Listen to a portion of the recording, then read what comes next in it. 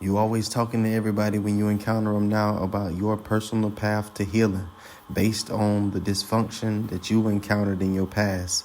And everybody has this long running list that we love to announce of things that we're not going to put up with no more. And a list of things that if you do, you will be removed promptly from my awareness or my field of vision. But my question is, who in the hell did you consult with when you were tolerating the trauma that led to the dysfunction that you now call your life? Most of us did not call our mothers, and we were not given counsel to continue in the dysfunctional relationships that we took part in that led us to be the indecisive and inconsistent beings lacking confidence, running in circles, trying to find common ground with anyone. Most of our mothers did what they typically do, and they extended good counsel. They told you to leave dude alone. They told you to run for the hills. They told you to get away from that girl. She ain't got no sense. She crazy, and she gonna be the death of you.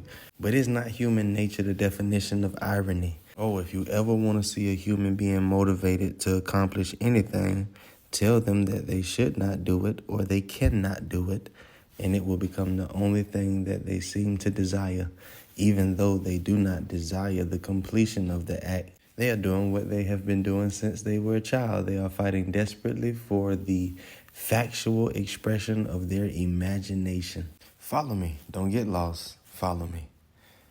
So there's a kid, he's on the playground with his friend. They're swinging, having a good time. It gets hot. They're in Florida. So the one kid conjures up a plan to ask his mother if she will buy both of them a popsicle from the stand in the front of the playground. So they go and make the petition for how hot it is and how tired they are and needing a popsicle. So my dudes go over to grab the popsicle. There's only 2 popsicles left at the stand. There's a yellow popsicle, banana, and there's a red popsicle, we'll say a strawberry. I myself don't like banana anything, so we'll make the deal over the red popsicle. So the son, he really wants the red popsicle, but his mama, trying to be hospitable, asks his friend which color he wants first. He picks the red popsicle. Now, if the boy wanted the popsicle or wants the popsicle to quench his thirst, and because the heat is blazing down on his skin and he would like to be cooled off and refreshed, he will take whatever color popsicle he can get. But if he has it in his mind that only the red popsicle will suffice and satisfy him, when this moment comes, he just may decide that he doesn't even want a popsicle at all anymore. And what we're not going to do is sit here and pretend like you haven't gone home, made plans, got dressed, gassed up your car, and ran into an undesirable moment, one small circumstance, one inconvenience, one negative statement, and altered your whole entire plans, withdrawn from the very people who you said you cared about enough to come in the first place, and secluded yourself in thought or physically. Now, what could make me become so offensive to the very people who I wanted to please so bad that even though I wanted to say no, I came anyway? First of all, when you learn how expensive it is to allow people to do things for you that they do not want to do in the first place, you won't ever struggle to say no again. You'll never consider manipulating or using someone's agenda to gain influence with you through financial gifts, material gifts, or any type of false sense of value being added to you, because the very person who is giving to you is taking from you on a level much deeper than they can ever facilitate or heal. And 2, when you realize that people can feel your energy, you'll just go ahead and say no rather than take your congested energy around people who are trying to have a good time. You are literally enlisting the very people who are trying desperately to forget their own trauma tolerated that created their own dysfunction that has left them dysfunctional just as you are. And you're trying to stop them from distracting themselves to get them to listen to you harp over the inconsistencies that you tolerated that led to the trauma that became the dysfunction in your life. You got to learn how to spot the ego when it's hiding in plain sight. Peep how no one was necessary No one was needed on the journey to dysfunction. As we repetitiously identify with the interpretations that we harbored within ourselves, we very rarely went vocal with it and allow others to counsel us against the inner calculations that we concluded. But the moment we get dedicated to truth, the moment we commit ourselves to the healing of thyself, the minute that we step into the desire to know self and to exhibit a natural mastery of the supernatural creation that I was designed to be. Now all of a sudden it seems like I'm looking for everyone to participate in my party.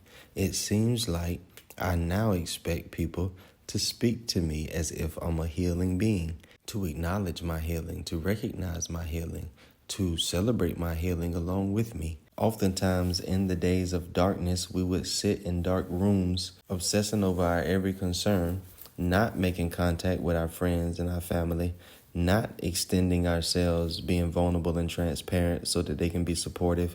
But again, the moment that we say that we're in pursuit of healing and disconnecting from being disconnected, we all of a sudden expect everyone to participate. We expect everyone to be present, and we begin to judge and critique our support systems in ways that we never did in the days of dysfunction. You did not need their help messing up your life. And I'm telling you, you do not need anyone's help besides your own in correcting it. You do not need anyone's counsel other than the true teacher who abides in you naturally as a gift of your supernatural design. Like you literally have tried everything else. You've listened to everyone else except the inner you, who's always a whisper away, but constantly drowned out in your experience by the loud cries and screams of the ego's legion of voices. We point out all the time, and it may very well be true, that recovery, healing, sometimes seems like a lonely road.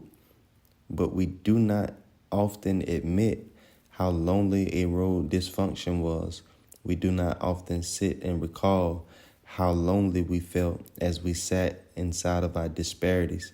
Walking in light only seems lonely when we bring habits of the darkness with us. And just like the physical darkness, walking in spiritual darkness is often accompanied by feeling your way. I can't see, so I'm constantly gauging by my feelings and my anticipations. I never know that I've made a mistake until I run into something, but this is why we often live with the crave of familiarity. This is why, even though we'll say we're tired of the city that we're in, when we get to a new city that's foreign and unfamiliar, we often deal with fear and actually begin to rush back to the very place that we say we hate, because even though we hate it, we at least think we can predict it. Some of your relationships are built this way.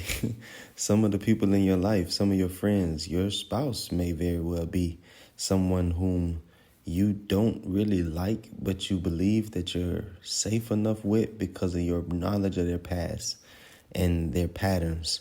But you have to understand, just like you, a person is not their patterns, and that pattern could change any day. So it is inevitable, as it is inevitable that people change, that your illusionary ability to predict the actions of this person will one day be a system that crashes and lead you to the liberating fact, but often unpleasurable fact, to recognize that you have misidentified yourself once again, and the only solution is to set your eyes back on truth and realign with it. Lock in.